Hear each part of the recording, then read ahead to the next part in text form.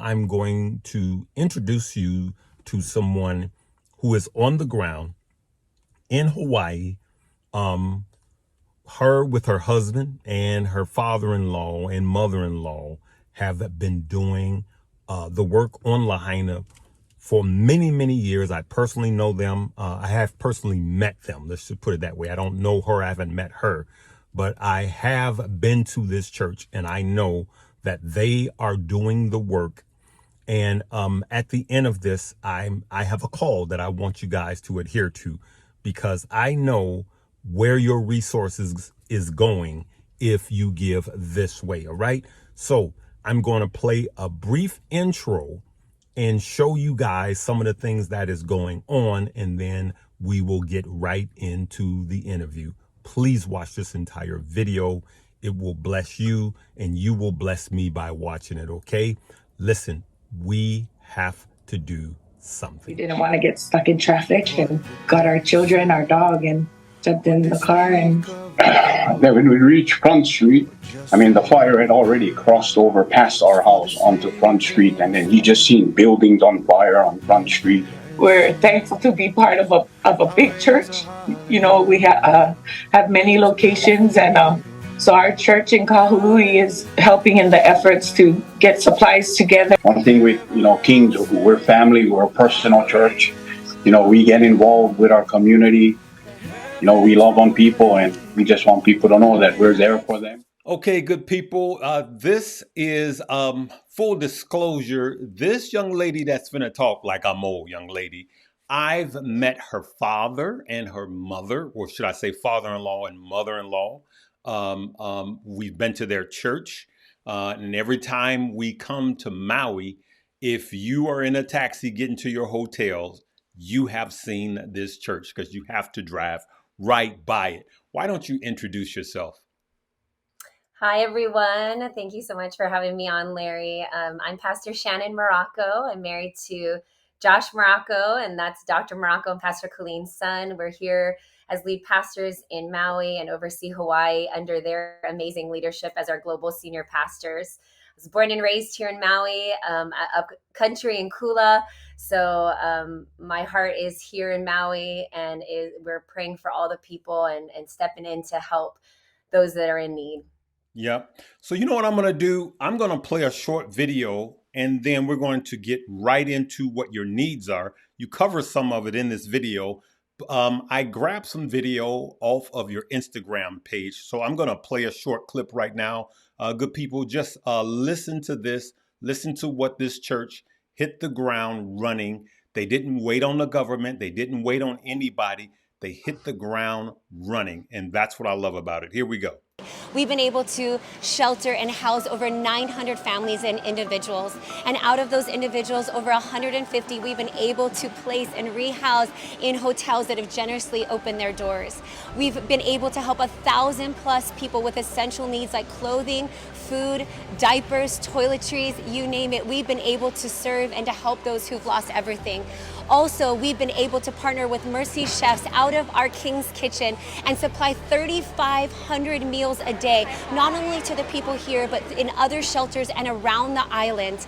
We've also seen 400+ volunteers every day show up at our doorstep, ready to serve, to sacrifice, to give for those in need. We've also provided 24-hour first aid care for those that might need medical help. We are so grateful. We are so overwhelmed. This is just the beginning of what Kings, Ohana, and family and the community have provided. Keep giving, keep sharing this, because we're just getting started to help the families in need. God bless you.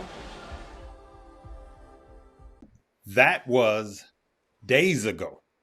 The need is much greater. Tell us how did where were you when the fire got started, and just take us from there.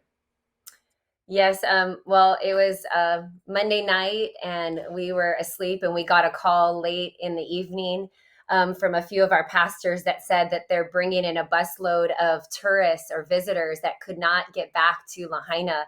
And our team just scrambled. We grabbed pews out of our sanctuary. We made beds. We just began to help feed and that was just the beginnings. From there, we've grown into a shelter. We grew into feeding 3 meals a day, a donation center, and also distribution center to help those families.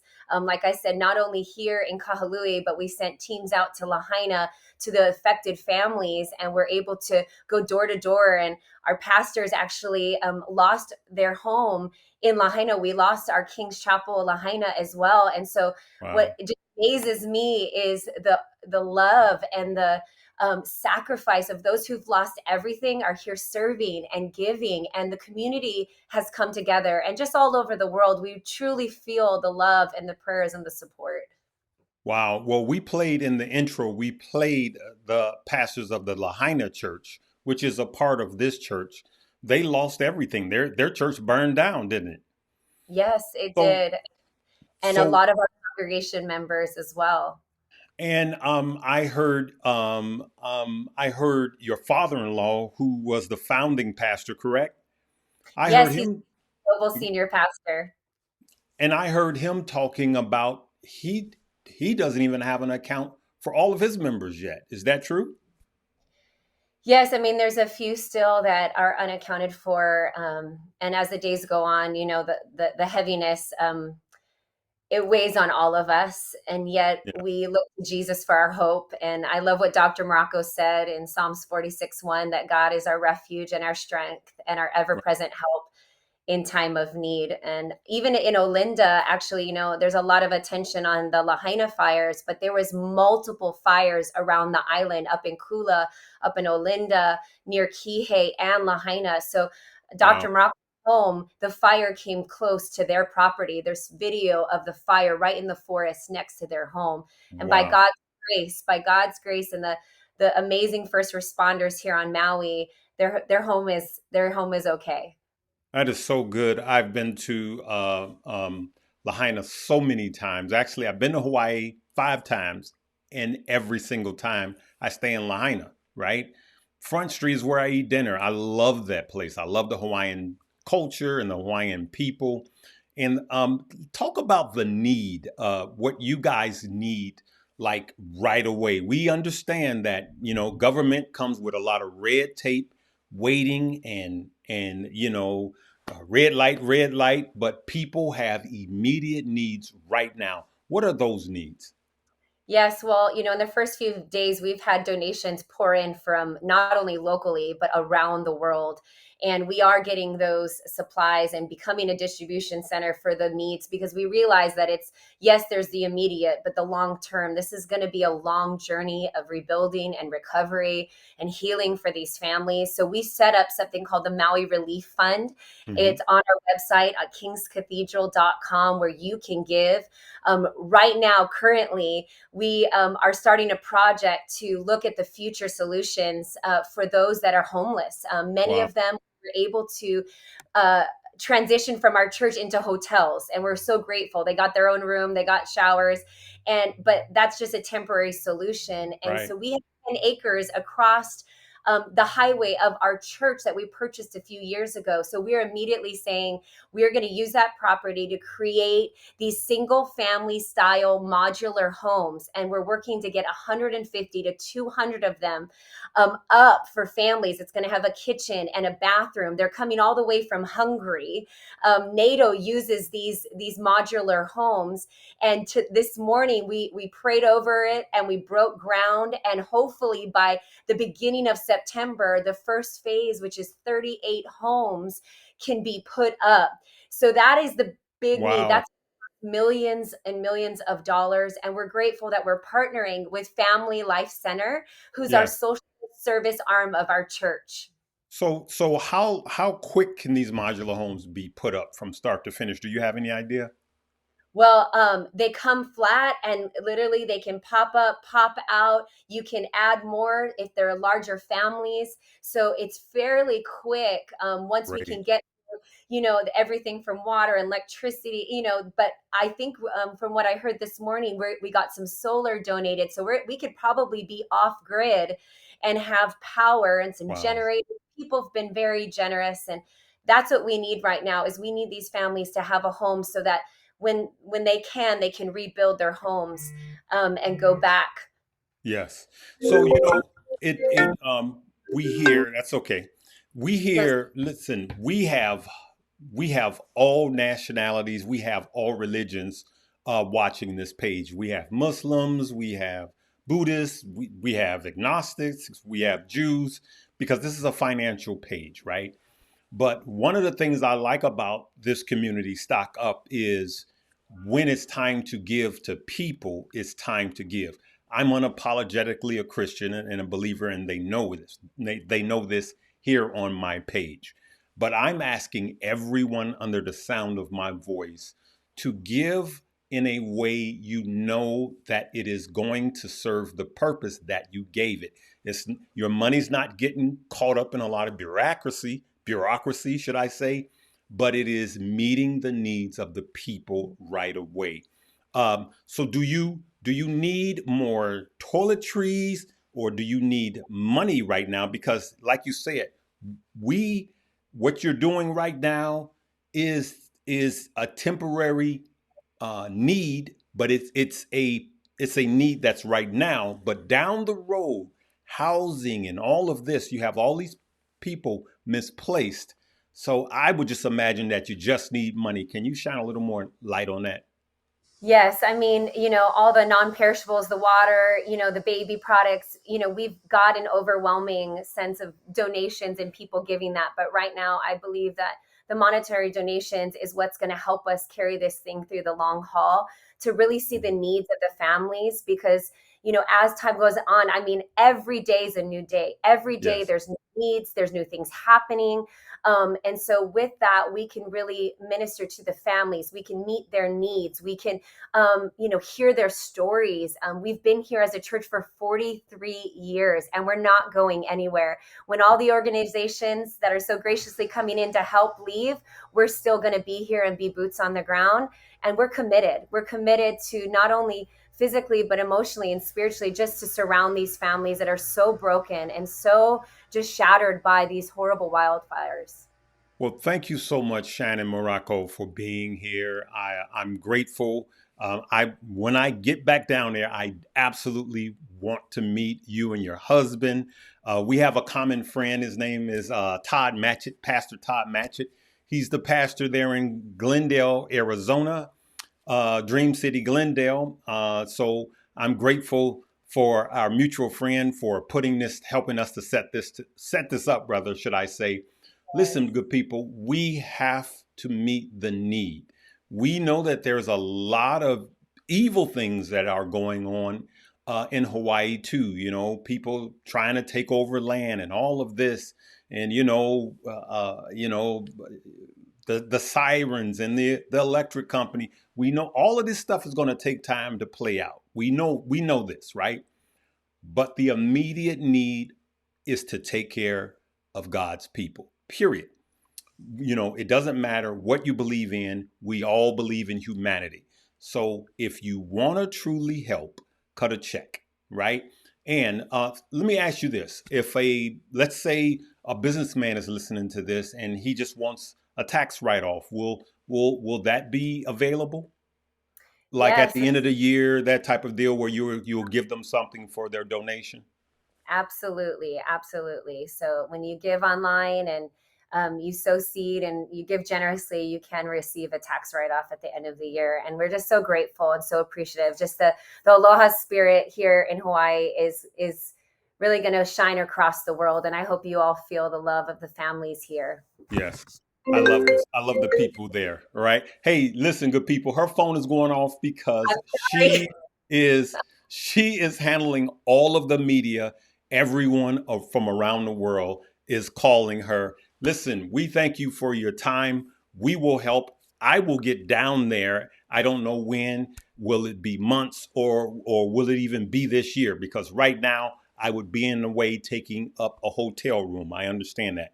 But in the near future, I will get down there and maybe we'll do a show from there. Hey, this is a stock page. I didn't know I would be interviewing anybody and doing this interview style. I'm not ABC or one of those people, but I am just like my followers. We're the real deal. We're the people. We come together and we will help. All right. So Thank you, give Larry. us that Hey, website. one One, thing, sure, real absolutely.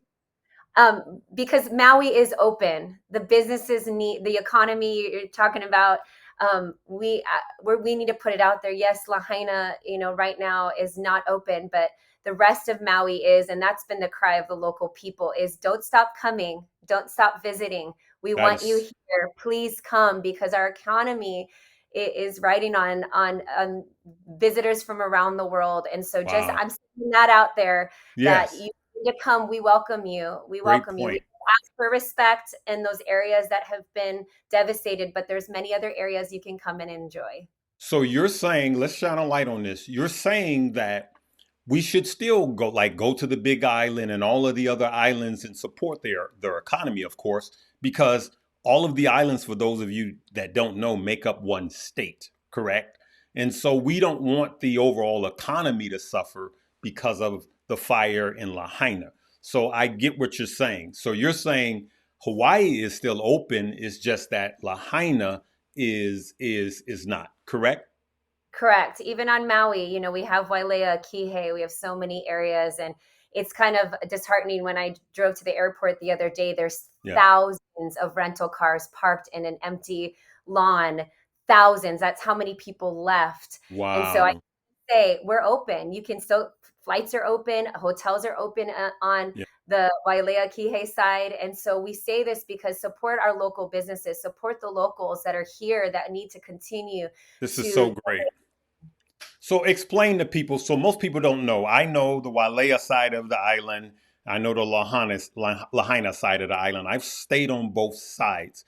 So when she's talking, for those of you that haven't been there, these are not different islands. This is one island, but she's saying that you're saying that we could go to. Let's explain it one more time. It's one side of the island is open, and it is good for people to come there now to stimulate the economy.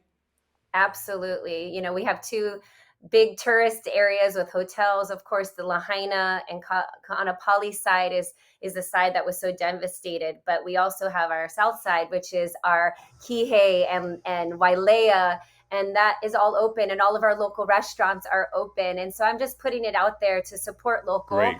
Come and visit. It's, you can come. It's okay. It's safe.